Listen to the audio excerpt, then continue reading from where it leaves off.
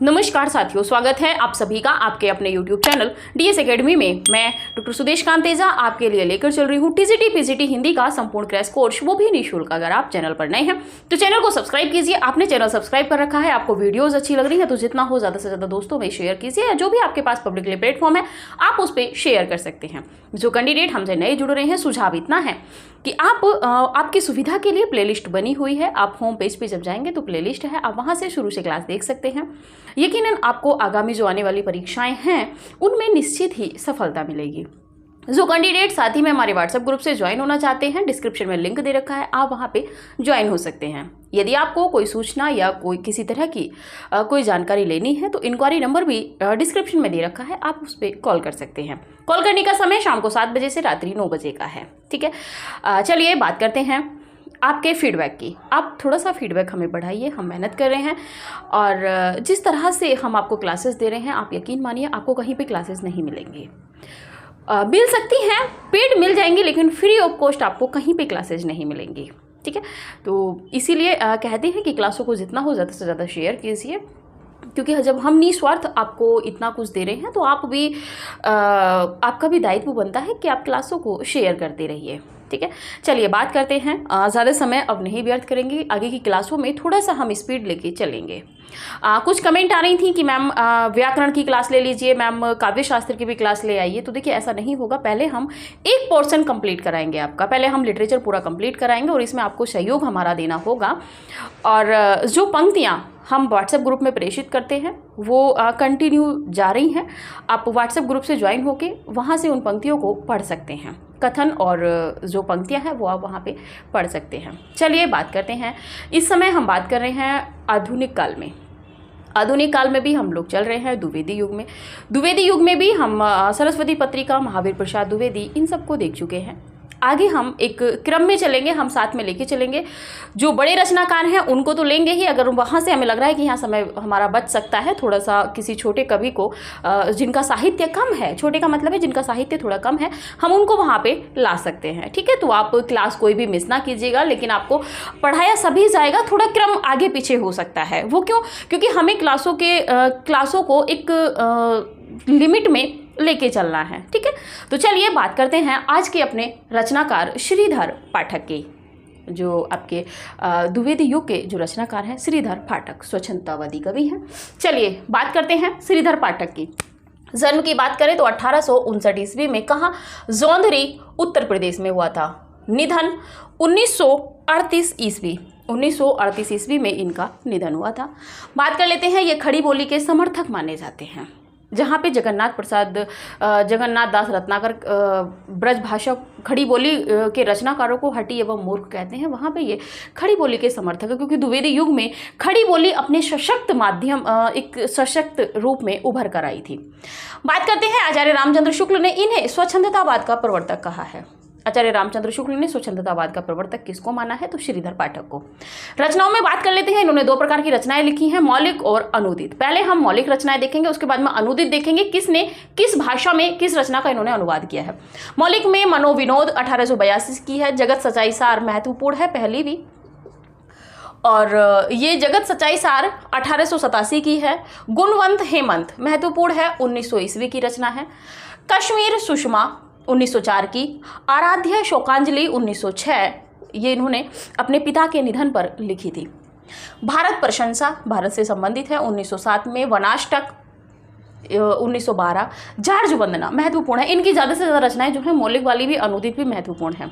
George वंदना 1912। भक्ति विवाह देहरादून, छोड़िएगा नहीं, 1915 की है। गोखले प्रशस्ति, सुसंदेश बाल विधवा, सांध्या अटन, भारत गीत 1928 की है। धन विजय और स्वर्गीय वीणा, स्वर्गीय वीणा आपको नोट करके रखनी है। जिनको हाईलाइट किया गया है रेड मार्कर से वो तो महत्वपूर्ण है ही, उनको आप पढ़ के रहिएगा। ठीक है, बात कर लेते हैं जगत सच्चाई सार रचना में कवि ने सदुक्कड़ी शैली का प्रयोग किया है। प्रश्न बन सकता है श्रीधर पाठक ने अपनी किस रचना में सदुक्कड़ी शैली का प्रयोग किया है? तो जगत सच्चाई सार में। इसमें जीव, माया, भ्रम आदि दार्शनिक विषयों का वर्णन किया गया है। सदुक्कड़ी भाषा से आप थोड़ा सा कोरिलेट कीजिएगा, क्योंकि सदुक्कड़ी भाषा का प्रयोग किया था आपके कबीरदास जी ने। उससे पहले नाथों में भी हुआ था। लेकिन कबीरदास जी ने जो किया था तो उन्होंने जीव दया नीति संबंधी या समाज सुधार के लिए जो उन्होंने पद लिखे थे, तो यहाँ पे है कि जीव माया ब्रह्म, इन सब का जो दार्शनिक आधार है, इनको इनसे संबंधित पद लिखे गए हैं। किसमें? जगत सच्चाई सार में। ठीक है, आगे बात कर लेते हैं स्वर्गीय वीणा। स्वर्गीय वीणा यह परोक्ष सत्ता रहस्यवादिता पर आधारित है। श्रीधर पाठक की कौन सी रचना रहस्यवादिता पर आधारित है या रहस्य से संबंधित पद मिलते हैं? तो ये है आपकी स्वर्गीय वीणा। आप स्क्रीनशॉट लीजिए, फिर आगे देखते हैं, थोड़ा सा तेजी से हम लोग बढ़ेंगे। चलिए देखिए, क्लास को शेयर करते रहिए, शेयर करने में आपका कुछ जाता नहीं है। हम इसको भी साफ कर देते हैं क्योंकि आपको ज़्यादा से ज़्यादा मैटर एक ही बोर्ड पे मिल जाए।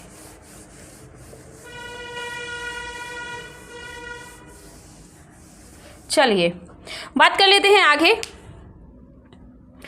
कश्मीर सुषमा आराध्य शोकांजलि। आराध्य शोकांजलि, आराध्य शोकांजलि श्रीधर पाठक ने यह है इनके पिता पर आधारित है। यह इनके पिता के निधन पर लिखी गई थी। यह इन्होंने कर लीजिए, यह इन्होंने पिता के निधन पर लिखी थी। और बात करें तो ये हिंदी का पहला शोक गीत है। जो सर्वश्रेष्ठ है वो तो आप जान ही रहे होंगे। ठीक है, सरोज स्मृति निराला जी द्वारा रचित है। अब बात कर लेते हैं अनुदित रचनाएं। एक इंडेक्स के माध्यम में ले लेंगे। गडेरिये और दार्शनिक, पहले नंबर पे है गडेरिये और दार्शनिक। गडेरिये और दार्शनिक मूल रचना किसकी है? Shepherd and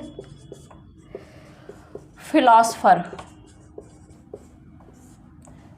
shepherd and philosopher grey की रचना है। ये खड़ी बोली में अनुवाद।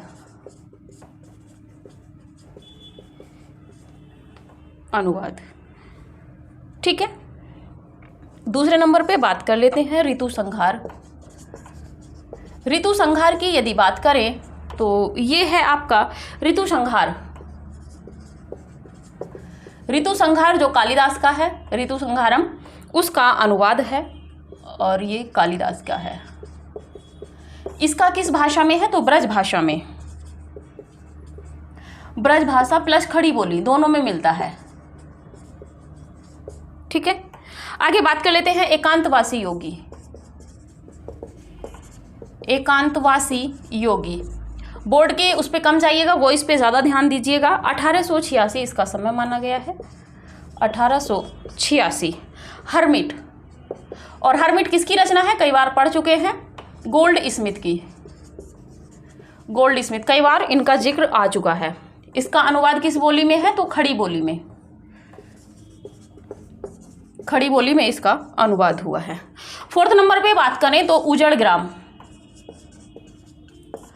उजड़ ग्राम ये भी 1989 की है। डिजर्टेज विलेज।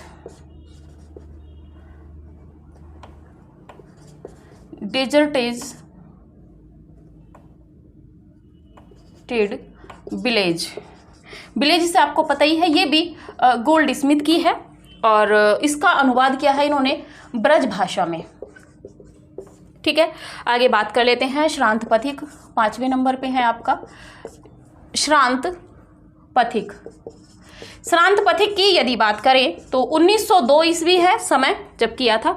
ट्रेवलर, पथिक मतलब ट्रेवलर, कहते हैं ना कि ट्रेवल कर रहे हैं, तो यानी कि कहीं जा रहे हैं, तो कोरिलेट कीजिएगा ट्रेवलर। और ये भी गोल्ड स्मिथ की ही रचना है और इसका इन्होंने खड़ी बोली में अनुवाद किया है। ठीक है, आगे बात कर लेते हैं इजाबेला। 6 नंबर पे है इजाबेला। इजाबेला का अनुवाद इन्होंने इजाबेला से नाम से किया है, इजाबेला नाम से। और ये रचना कीट्स की थी, पाश्चात्य कवि हैं कीट्स। और इसका खड़ी बोली में अनुवाद किया है। खड़ी बोली और साथ में यदि बात करें तो रोला छंद है।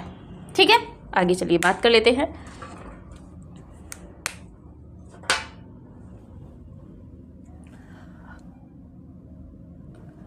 श्रीधर पाठक ने एकांतवासी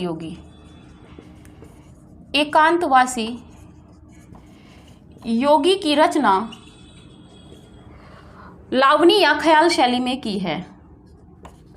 लावनी या ख्याल शैली में की है। ख्याल शैली में की है। श्रांत पथिक की रोला छंद में है। श्रांत पथिक खड़ी बोली और रोला छंद आप नोट करे रहिएगा। ठीक है, श्रीधर पाठक की खड़ी बोली की, इसको छोड़ दीजिएगा। खड़ी बोली की जो पहली रचना है इनकी वो आपके गुणवंत हेमंत है।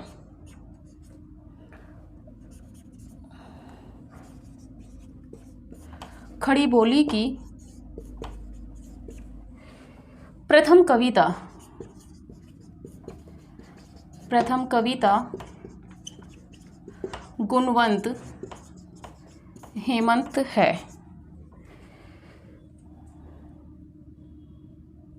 हिंदी साहित्य सम्मेलन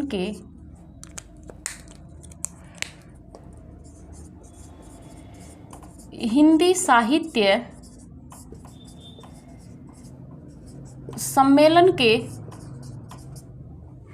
पांचवें अधिवेशन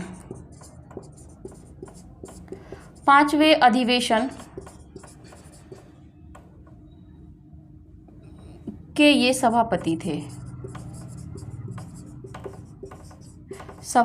थे और वहीं पर इनको कवि भूषण की उपाधि से विभूषित किया गया था। 1915 की है। ठीक है, चलिए बात कर लेते हैं थोड़ा सा। आराध्य शोकांजलि जो है ये पहले बता दिया था, इन्होंने अपने पिता के निधन पर लिखी थी। अनुदित रचनाओं में गडेरिये और दार्शनिक है। ये सेफर्ड एंड फिलॉसफर जो रचना है ग्रे की, उसका अनुवाद है। किस भाषा में? खड़ी बोली में और ब्रज में। ऋतु संहार की बात करें तो ऋतु संहारम कालिदास जी की रचना है, उसका अनुवाद किस में है? ब्रज भाषा और खड़ी बोली में। क्षमा कीजिएगा, ये गडरिये और दार्शनिक जो है ये खड़ी बोली में ही अनुदित है। एकांतवासी योगी 1886 की है। हरमिट गोल्ड स्मिथ की रचना है, इसका खड़ी बोली में अनुवाद किया है। उजड़ ग्राम 1989 की है। इसका समय हटा दीजिएगा यहाँ से। ठीक है, उजड़ ग्राम। ये डिजर्टेज विलेज, ये भी स्मिथ की रचना थी, ब्रजभाषा में अनुवाद है। श्रांत पथिक 1902 की। पथिक का मतलब ट्रैवल करना होता है, जो राहगीर होता है, तो इसका ट्रैवलर, ये भी गोल्ड स्मिथ की रचना थी। खड़ी बोली और रोला छंद में है। इजावेला है कीट्स की रचना, इसका अनुवाद किस में किया है? खड़ी बोली में। एकांतवासी योगी की रचना लावनी या ख्याल शैली में श्रीधर पाठक ने की थी। खड़ी बोली की जो प्रथम कविता है इनकी वो गुणवंत हेमंत है। और वहीं पर यदि बात करें तो क्या कहते हैं आपकी ये हिंदी साहित्य सम्मेलन के 5वें अधिवेशन के सभापति थे आपके श्रीधर पाठक जी। आप स्क्रीनशॉट लीजिए, फिर आगे देखते हैं।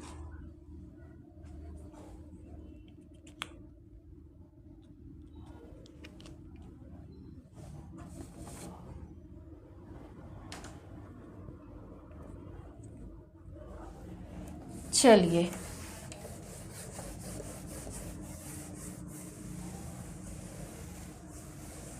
आप सोच रहे होंगे पैतली शरण गुप्त, हरिओध जी मैम क्यों नहीं लेके आई हैं? उनको सबको भी पढ़ाएंगे, आप परेशान ना होइए, सभी कुछ भी आपसे नहीं छूटेगा।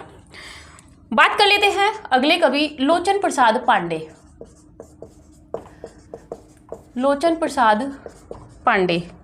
1886 समय की बात करें तो 1886 से 1959। जन्म स्थान की बात करें तो आपका बिलासपुर। ठीक है, आगे बात कर लेते हैं रचनाएं में है इनकी मृगी दुख मोचन,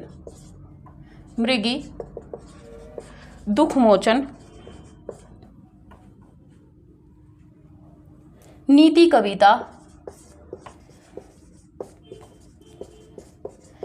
कविता 1906 की है। मेवाड़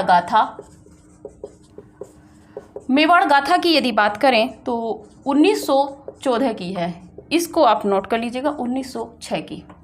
4th नंबर पे बात करें तो पद्य पुष्पांजलि महत्वपूर्ण है। पद्य पुष्पांजलि 1915 की है। और प्रवासी 5th नंबर पे। और 6ठे नंबर पे है महानदी। महानदी, ठीक है। मेवाड़ गाथा की यदि बात करें तो मेवाड़ गाथा इनकी रास पंचाध्यायी के आधार पर लिखी गई है। रास पंचाध्यायी के आधार पर लिखी गई है और ये एक खंड काव्य है। भीम सिंह के त्याग का इसमें वर्णन है। बात कर लेते हैं मृगी दुख मोचन। मृगी दुख मोचन, इसमें पशु पक्षियों की करुणा का भाव है। पशु पक्षियों की करुण गाथा, मतलब भाव तो वही है, लिखा है कवि ने। आगे बात कर लेते हैं, उपन्यास है इनका।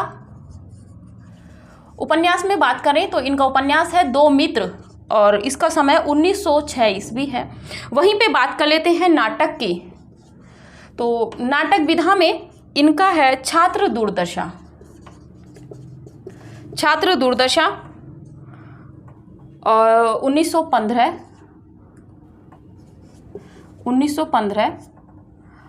एक है ग्रामीण जीवन। ग्रामीण, छात्र दुर्दशा ही रहने दीजिए, यही महत्वपूर्ण है। बात कर लेते हैं आगे गिरिधर शर्मा नवरत्न की।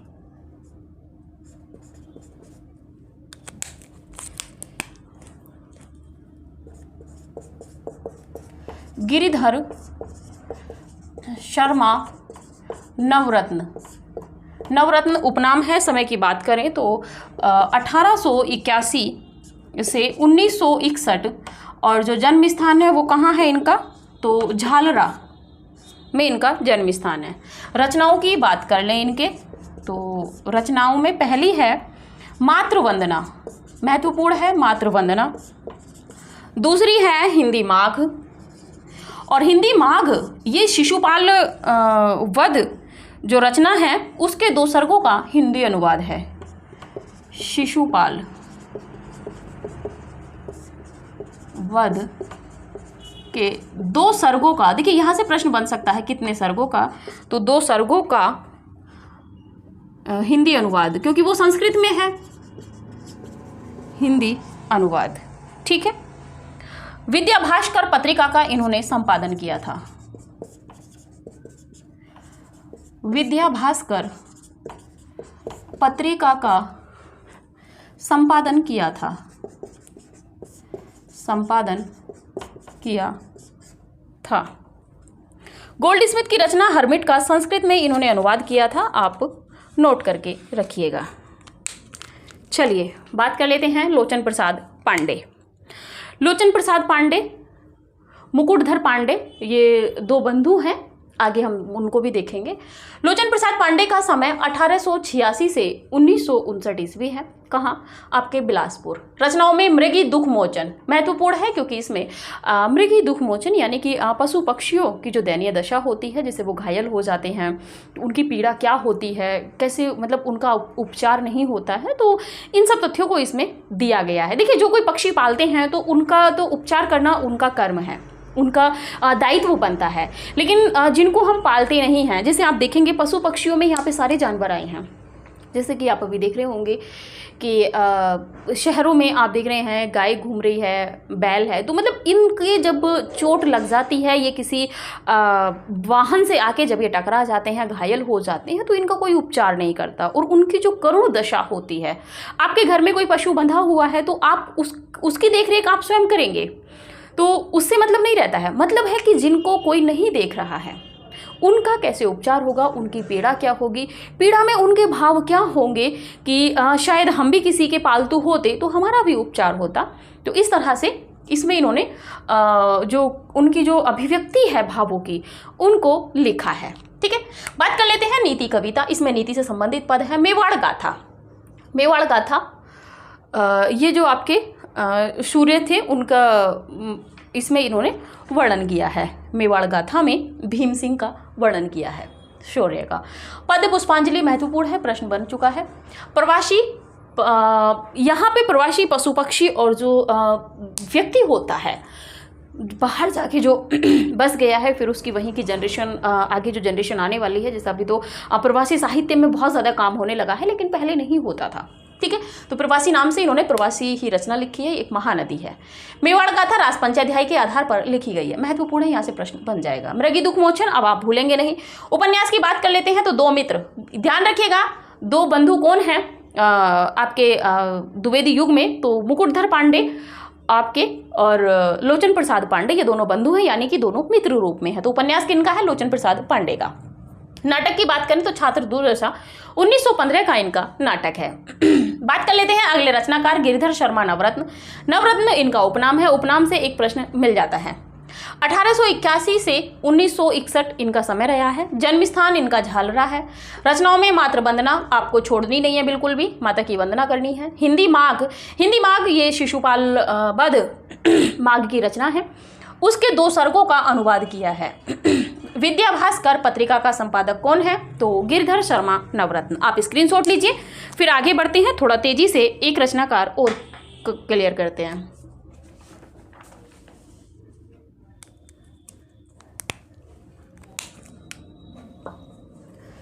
चलिए,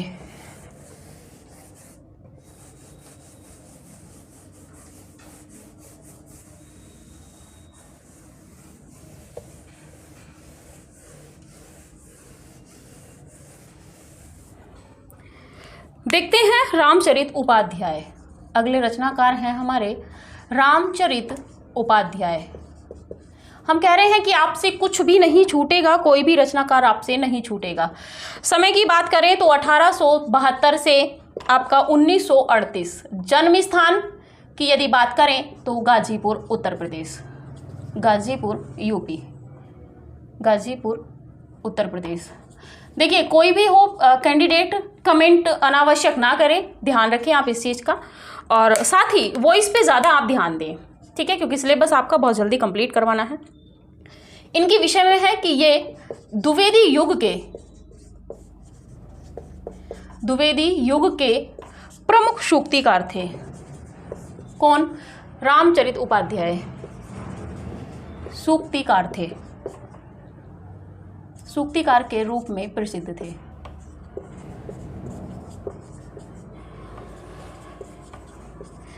रचनाओं में बात कर लेते हैं इनकी रचनाएं।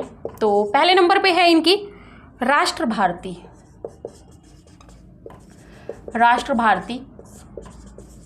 देव सभा, वॉइस पे ध्यान दीजिएगा। देव सभा के बाद में है देवदूत,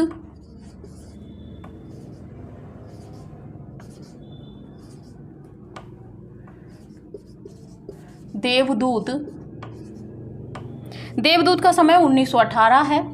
4th नंबर पे है देवी द्रौपदी,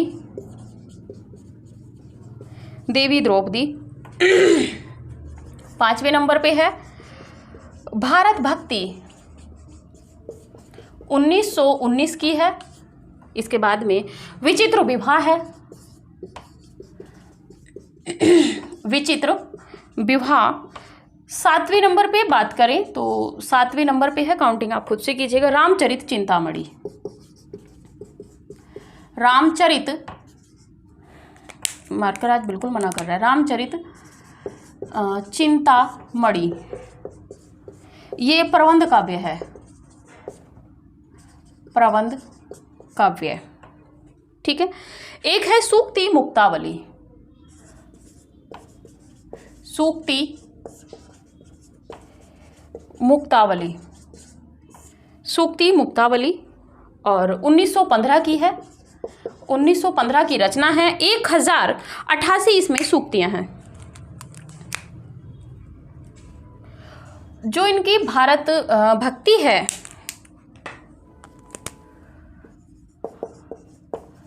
भारत भक्ति पर भारत भारती का प्रभाव है। भारत भारती कमेंट कर दीजिएगा किसकी रचना है। भारत भारती का प्रभाव है। इसमें 3 खंड हैं। बात कर लेते हैं रामचरित चिंतामणि की। कुछ चीजें आप खुद से भी नोट कर लिया कीजिएगा। रामचरित चिंतामणि, और इस पर प्रिय प्रवास का प्रभाव है। 25 सर्गों में है, और इसमें राम के मानस रूप का अंकन किया गया है। प्रिय प्रवास का इस रचना पर प्रभाव है। बात कर लेते हैं उपन्यास की, तो इनका उपन्यास है रामचरित उपाध्याय जी का देवी द्रौपदी। देवी द्रौपदी काव्य भी है और उपन्यास भी है, 1922 का। ठीक है, चलिए देखते हैं। आप स्क्रीनशॉट ले लीजिए पहले इनका।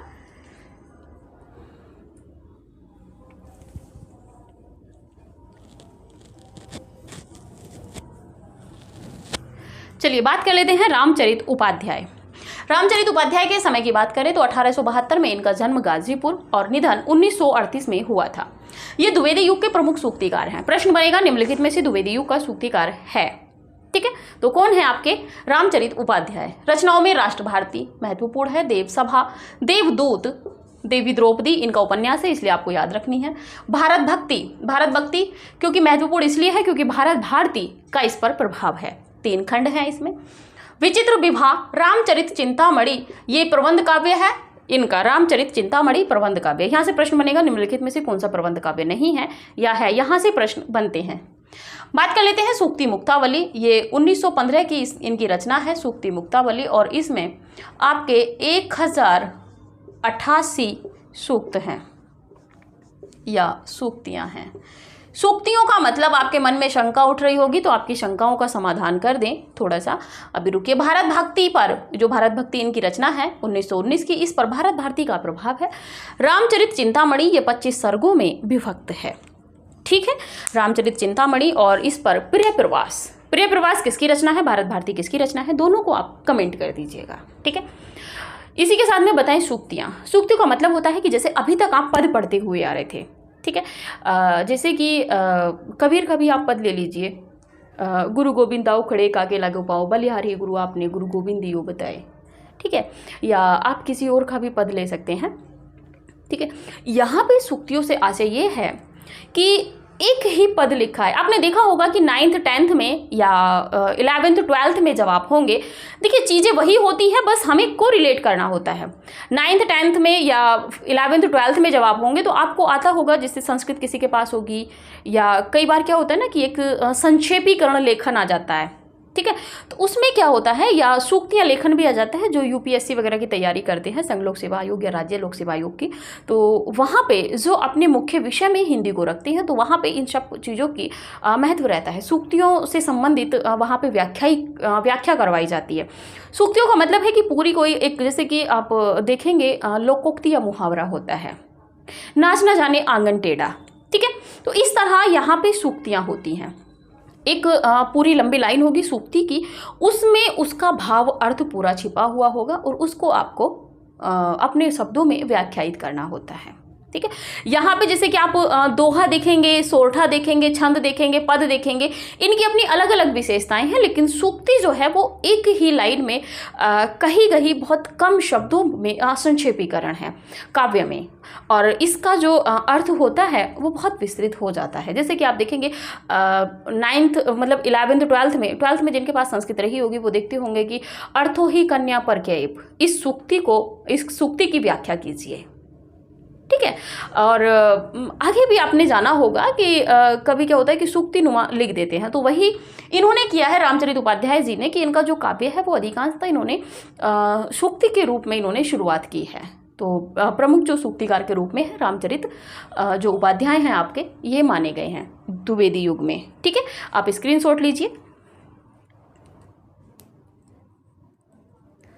चलिए, इसी के साथ में आज की क्लास हम यहीं पे रखते हैं, क्योंकि इससे ज़्यादा हम इसमें नहीं पढ़ेंगे। छोटे छोटे कवियों को हम छोटी छोटी जो एक क्लास में आने वाले कभी होंगे उनको एक क्लास में लेके आएंगे, जो 2 में आने वाले होंगे उनको 2 क्लासों में लेके हम आएंगे।